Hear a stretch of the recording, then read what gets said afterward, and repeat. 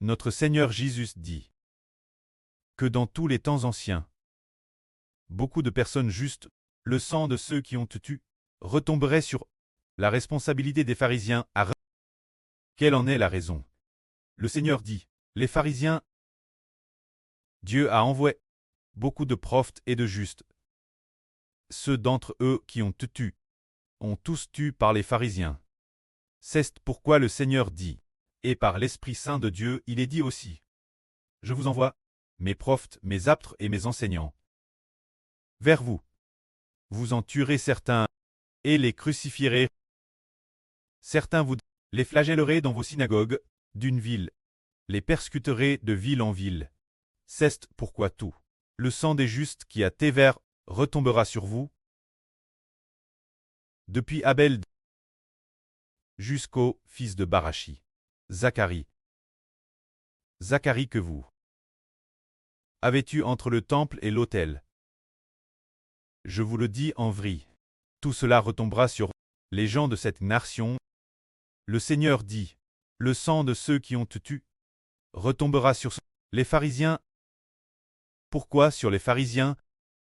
Ils sont d'Abraham, les descendants d'Isaac et de Jacob, et dans le monde, ils sont considérés comme ayant un rang assez élevé, des hommes instruits. Comment ont-ils pu devenir des meurtriers? Et la dette de sang, pourquoi doit-elle être portée par eux? En réalité, en apparence, ils sont le peuple de Dieu, des prêtres des pharisiens, et leur statut est TRS honorable parmi les gens de cette époque, mais parce que ils n'ont pas encore été rachetés. C'est pourquoi le péchage est en eux, et parce que ils ont fait beaucoup de mal. Alors pourquoi ne sont-ils pas pardonnés? Parce qu'ils ne veulent pas accueillir le Seigneur Jésus, donc les péchés qu'ils ont commis ne peuvent pas être pardonnés. C'est pourquoi le Seigneur dit, depuis Abel, en commençant par Abel le premier tue, jusqu'à ce que entre le temple et l'autel, Zacharie qui a tué. Tous doivent être portés par les pharisiens. Nous comprenons que, quand Abel a tué, il n'y avait pas de pharisiens dans le monde. Comment se fait-il alors que les pharisiens en portent la responsabilité? En fait, les pharisiens, la raison pour laquelle ils tuent est que l'intérieur d'eux habite l'esprit du diable.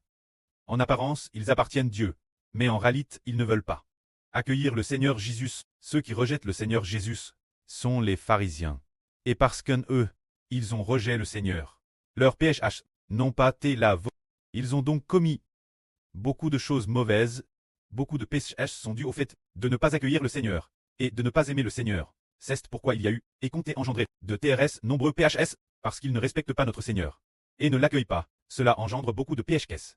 Alors le Seigneur dit, le sang de tous ceux qui ont tué sera impu cette nation.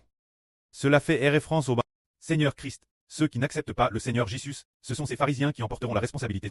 C'est-à-dire ne pas accepter le Seigneur. Les PHS commis ne seront pas pardonnés. Et parce que ils n'acceptent pas le Seigneur, le péchage l'intérieur, demeure toujours. Le mal en eux les pousse toujours cher. Voilà ce que sont les pharisiens. Ainsi globalement, le chapitre 23, le témoignage de Matthieu au chapitre 23, le témoignage raconte l'âme chancée des pharisiens. Le point central est le rejet du Seigneur Jésus. Leurs PHS seront retenus. Leurs PHS ne seront pas pardonnés parce qu'ils n'acceptent pas le Seigneur Jésus. L'intérieur, ils manifestent constamment la forme du péchage, commettant des meurtres et toutes sortes d'actes mauvais. Ce moment-tel, le Seigneur Jésus a également enseigne ceci. Jérusalem, Jérusalem, toi qui tues les prophètes et lapides ceux qui te sont envoyés. Combien de fois ai-je voulu rassembler tes enfants, comme une poule rassemble ses poussins sous ses ailes? Mais vous ne l'avez pas voulu. Voici, votre maison vous est laisse déserte. Je vous le dis en vrai. Dormez, vous ne me verrez plus. Jusqu'à ce que vous disiez. Celui qui vient au nom du Seigneur est béni. Ici, le Seigneur Jésus. La fin dit. Concernant les pharisiens. Jérusalem, Jérusalem, toi qui tues les prophètes et lapides ceux qui te sont envoyés. Se dire que, Jérusalem, vivaient les pharisiens Les pharisiens comprenaient ceux de haut rang, les érudits, ainsi que les principaux sacrificateurs. Et les scribes, la plupart étaient des pharisiens, pourtant ils faisaient souvent le mal. Le Seigneur Jésus voulait les exhorter, revenir Dieu, mais au plus profond d'eux ils ne voulaient pas revenir Dieu. Se dire qu'ils refusaient d'accepter le Seigneur. En apparence, ils revenaient Dieu, en apparence, oui. Mais en réalité, n'acceptant pas le Seigneur Jésus dans leur esprit, ils ne pouvaient pas revenir Dieu. Alors, nous disons, comment se fait-il que si l'Esprit n'accepte pas le Seigneur, on ne revienne pas Dieu? En fait, l'Esprit de Dieu est digé dans le Seigneur. Ne pas accepter le Rédempteur revient, ne pas accepter Dieu. C'est pourquoi le Seigneur a dit que leur ville deviendrait déserte, que leur maison serait abandonnée. Mais quand est-ce que ce sera abandonné et dévaste? Bien SR en l'an 33 de notre re. Le Seigneur a tué plus tard au premier cycle de notre re, en l'an 70. En l'an 70 donc. Les soldats romains ont détruit Jérusalem et ont aussi détruit le temple. Ensuite, les Juifs ont te capturé, aimant captifs parmi toutes les nations. Arrive cette époque, se dire en 1958. Les Juifs sont retour dans leur patrie, pour fonder l'État d'Israël.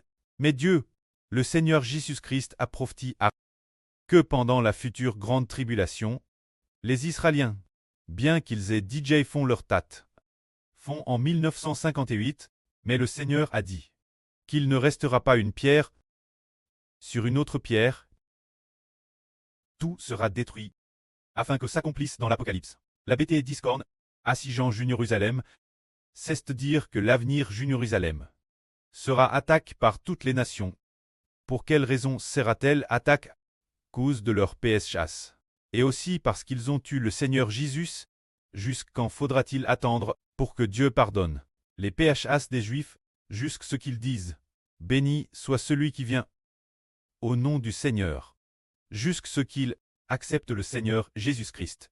Jusqu'aujourd'hui, ils continuent de rejeter le Seigneur, ils ne reconnaissent que l'Ancien Testament, et n'acceptent pas le Nouveau Testament. Ils n'acceptent pas Jésus-Christ comme l'Alliance.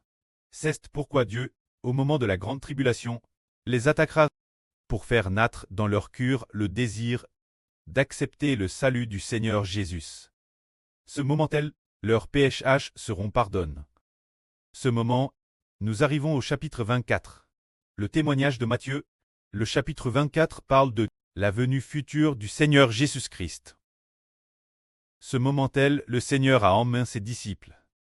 4 disciples, se dire Pierre, Jean, Jacques et André. Les 4 disciples sont montés sur une haute montagne, et ils ont dit au Seigneur, « Maître, regarde ces pierres magnifiques, ces bâtiments grandioses. » C'est dire, les disciples disaient que les bâtiments de Jérusalem étaient beaux, voulant dire aussi que le temple était très beau. Mais le Seigneur leur a dit ceci.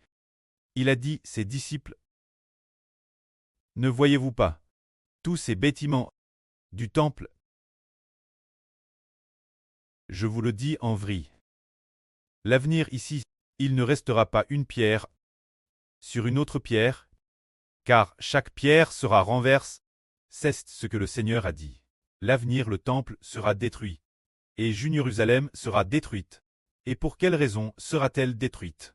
Parce que nous comprenons que Jérusalem est une figure, la figure d'une femme, et le temple est la figure de l'alliance que Dieu a faite avec cette femme. Jérusalem représente Agar, ce qui correspond à une alliance. Mais cette alliance Dieu l'a faite avec l'ancienne alliance charnelle, avec l'Israël charnel. Alors cette alliance devait très abolir l'avenir. Si Jérusalem n'est pas détruite, le temple de Dieu demeure Jérusalem. Alors le cœur de l'homme se tournerait vers la Jérusalem du Moyen-Orient, et non vers la Jérusalem céleste. Si le temple n'est pas détruit, le cœur de l'homme continuera à se tourner vers le temple du Moyen-Orient, et n'acceptera pas le Seigneur Jésus-Christ. Car le Seigneur Jésus, en venant dans le monde, a dit, « L'intérieur du temple, vous ne trouverez pas Dieu, croyez en moi, pour trouver Dieu. Je suis le véritable temple de Dieu. » Alors, si l'on n'abolit pas cette alliance du temple, Si l'on n'abolit pas celle de Zorobabel du Moyen-Orient, ou celle établie par Salomon, cette alliance du temple, alors l'homme ne trouvera pas le Seigneur Jésus, et ne trouvera pas le chemin du salut. Mais une fois que le temple est détruit, les gens ne vont plus dans le temple pour adorer Dieu, mais prennent le nom du Seigneur Jésus-Christ comme temple, pouvant par le nom de Jésus trouver Dieu. Alors, si la Jérusalem du Moyen-Orient n'est-ce pas détruite, les gens croiraient tort que la Jérusalem du Moyen-Orient est la ville sainte de Dieu. Croiraient tort qu'elle est la cite sainte de Dieu. Alors les gens iraient au Moyen-Orient, Jérusalem, pour rencontrer Dieu, et ainsi le cœur de l'homme ne se tournerait pas vers le royaume des cieux. C'est pourquoi le Seigneur a dit que le temple serait détruit l'avenir, et la ville sainte de Jérusalem serait également détruite.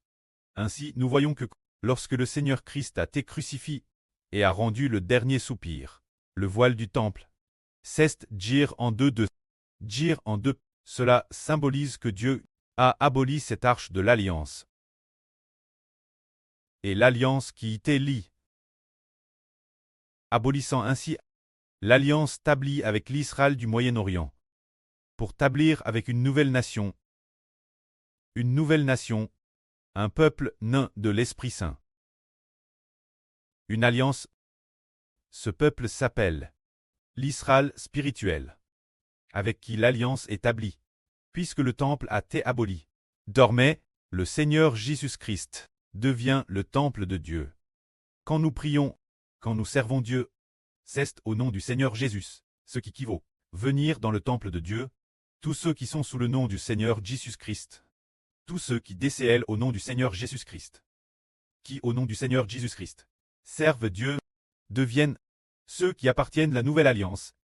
C'est précisément pour cela que le temple doit être détruit, et Jérusalem doit aussi être détruite, jusqu'à ce que le Seigneur Jésus-Christ revienne, alors le peuple de Jérusalem sera sauvé. Aujourd'hui nous voyons que, dans tout le monde chrétien, ils attendent tous qu'Israël reconstruise le temple. Ils espèrent la reconstruction du temple.